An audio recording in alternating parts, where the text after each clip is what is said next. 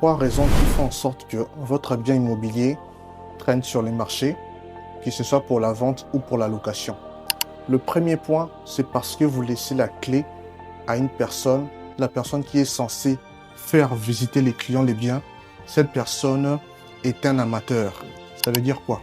C'est peut-être votre frère, votre tante, car il y a certains clients qui peuvent vouloir visiter votre bien à l'improviste.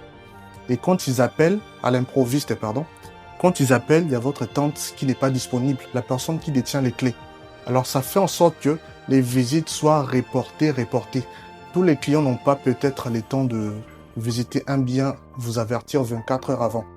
Donc il faut mettre en place quelqu'un qui est disponible, qu'on peut lui avertir même 2 heures avant pour qu'il passe et faire visiter les appartements. Et là, je conseille souvent de laisser les clés entre les mains des sentinelles, si c'est une parcelle, ou entre les mains d'une agence sérieuse en qui vous avez confiance pour visiter. Le deuxième problème, c'est quand les bailleurs veulent aussi manger la commission. Oui, c'est un sujet tabou. Quand vous faites louer votre appartement qui coûte par exemple 5 000 $, vous dites aux agences ou aux commissionnaires que moi, ma maison, c'est 5 000 $, mais quand tu seras payé la commission, quand on va te payer ta commission par les clients, il faut aussi me couper la moitié. Alors, qu'est-ce qui va se faire? Nous, les commissionnaires, nous, les agences immobilières, nous travaillons toujours en réseau. Alors, si nous sommes 3 agences immobilières pour un seul marché et qu'on sait que votre bien, vous allez couper la moitié, du coup, votre bien passe en deuxième position. Quand quelqu'un va nous appeler et qu'il veut visiter un bien, c'est pas votre bien qu'on va présenter parce que vous voulez manger même notre salaire.